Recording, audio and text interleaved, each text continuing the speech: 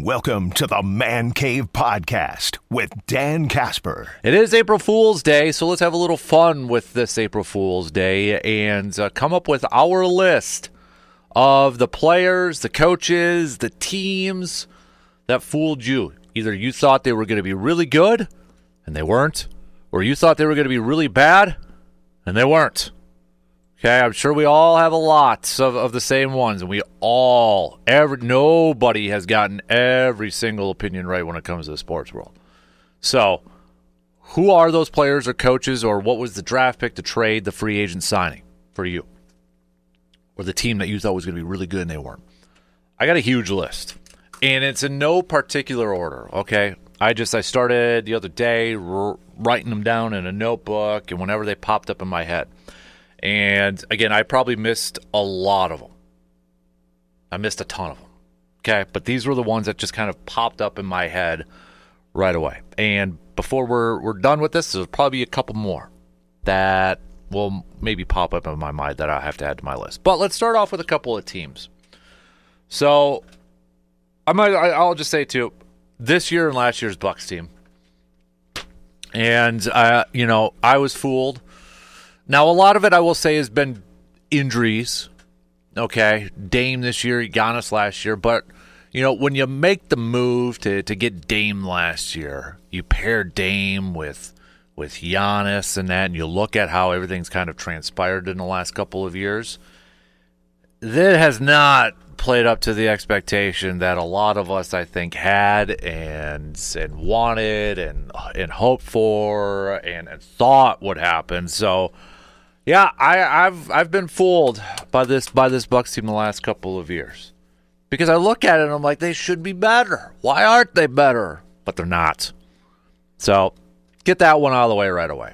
That's a more of a recent one, but it's this Bucs team for the last couple of years. The next team. So again, I got a couple of teams here. I'm going with the 2018 Badger football team. If you remember, that was the Sports Illustrated cover team. Okay?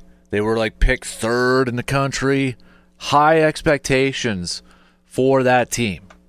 Super high expectations for that team. And didn't live up to it. Okay? They opened up the season at number 8 in the poll, but I think the Sports Illustrated had them at number 3 or such and had them in the college football playoff. Remember, it was like the SI cover jinx.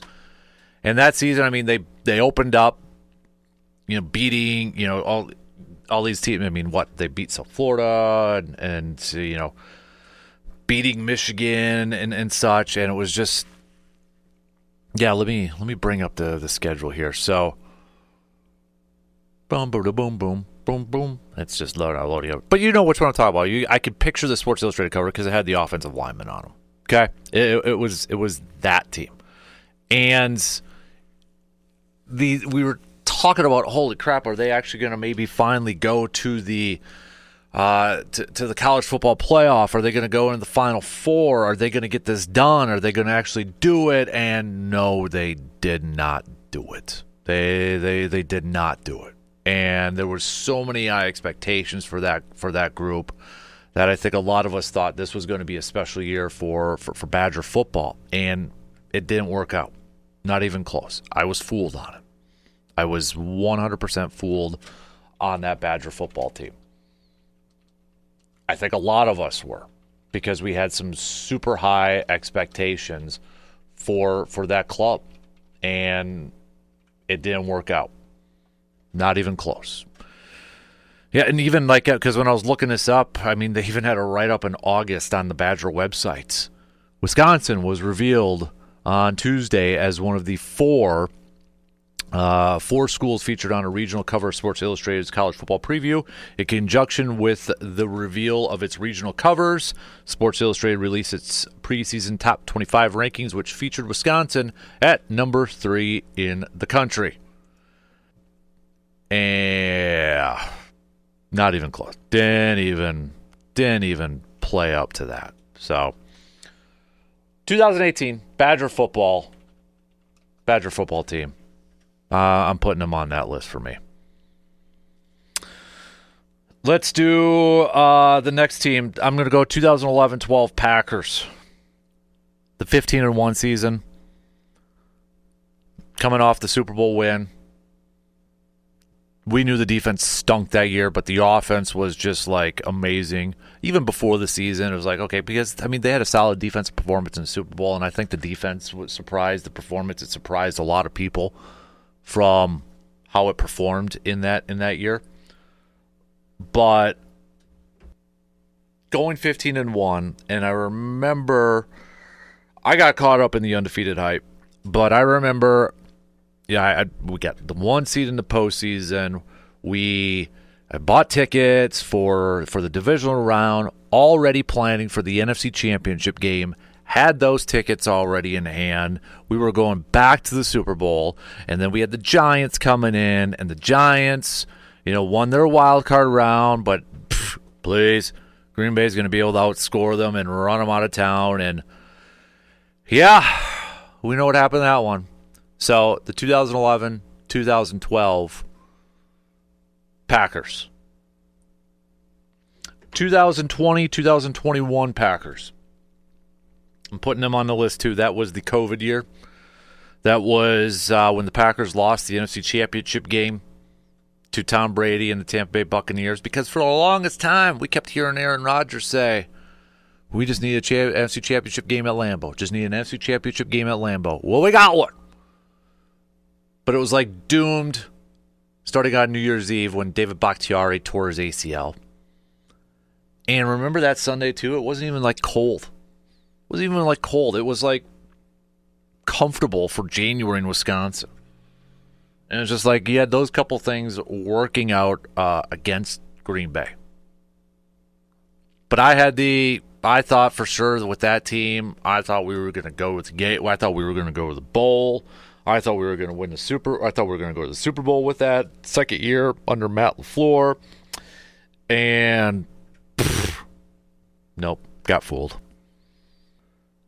Players, just a couple. So these were a couple of free agent signings by Green Bay that I thought, okay, paired up with Rodgers, they were going to put up some good numbers.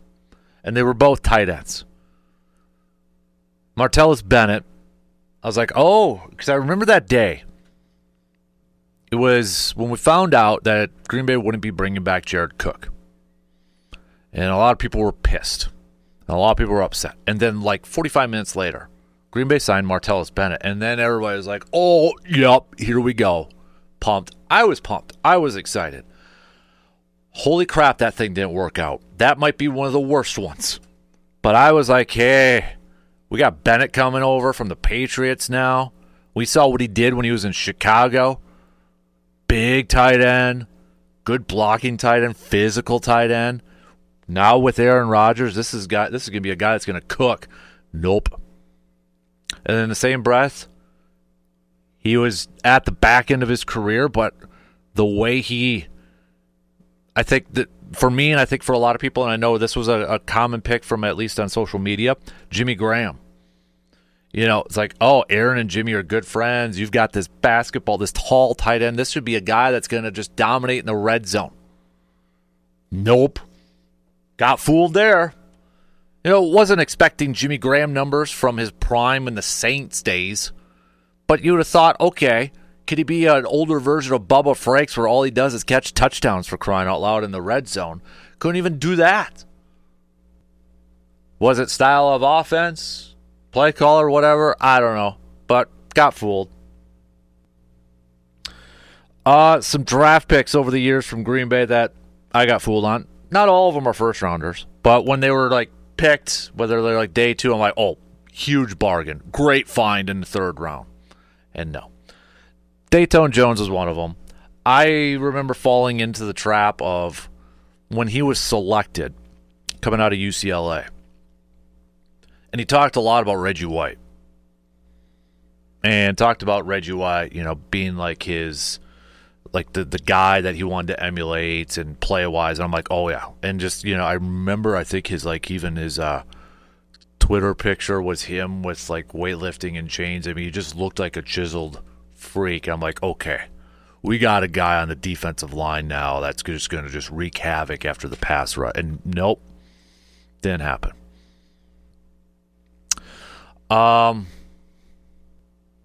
So, yeah, Dayton, no. Didn't work out. Clinton Dix is another one. Clinton Dix, safety. Remember that was the year. Who was the other? Was it Pryor out of the Jets? Was that the other one where there was two safeties in the first? I think it was Pryor.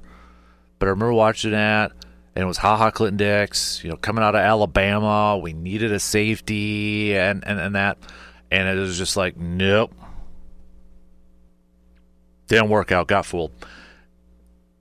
Maybe not till, it wasn't like just a complete flame out or anything, but I think it was like a lot of us expected like, okay, he's going to be a really, really, really good player for a lot of years to come at that safety position. And it didn't happen.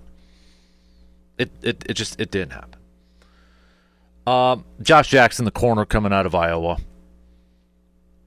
A lot of us, including myself, had him mocked in the first round, and then Green Bay gets him in the second round, and what did that last 2 years? Not even close. And then a couple of other third-round picks. When the Packers drafted Amari Rodgers out of Clemson, I remember sitting there like, okay, we need a receiver, and Amari Rodgers is still there. And I can't remember who it was, whether it was like Joel Klatt or somebody on one of the broadcasts was saying, Amari Rodgers still there? Why is Amari Rodgers still there? And then Green Bay drafted Amari Rodgers. Like, oh, right. We got this guy that can return punts. He's kind of like a younger version of Randall Cobb. Okay, we got a playmaker. Nope. Same goes to Ty Montgomery. When Ty Montgomery was drafted out of Stanford. Got a slot guy. Nope. Fooled on that one, too. I was fooled on Josiah DeGuara. I thought this was going to be our version of an H-back, where it's a tight end, fullback. We're going to be utilizing him in the passing game coming out of the backfield. So, I mean, it didn't work out. I got fooled there. Again, could it be scheme? Was he properly utilized? Who knows? But was fooled. I had high expectations for Josiah DeGuara because I was like, okay, you see what the 49ers did with Kyle Juszczyk, and now I was like, Josiah DeGuara was going to be that. No. And then I'm going to go way back to one. You're going to go early 2000s. This was a safety that I was high on because I was like, oh, I was at a preseason game, and I think it was the Jaguars. Yeah, they were playing the Jaguars. And this guy is a rookie.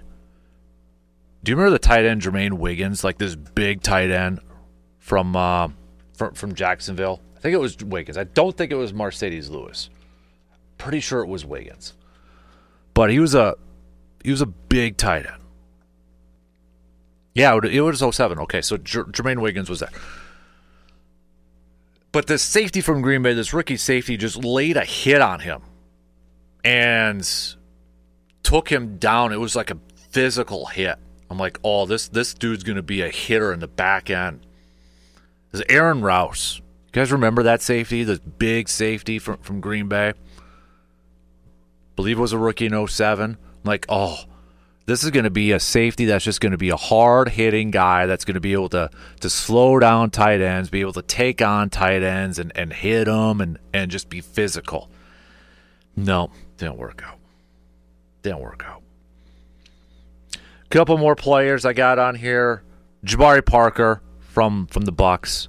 I mean, if you were a Bucks fan, we all were pumped about Giannis and Jabari. That was like after, 1 or 2 years with Giannis, and then you're like, oh, now we get Jabari? Those two are going to carry us for years to come. Nobody talked about Chris Middleton. It was going to be Jabari and Giannis, and I know Jabari went through some injuries and that, but fooled. Going back a little bit to a couple Brewers players. Matt Gamble. Remember the Matt Gamble era?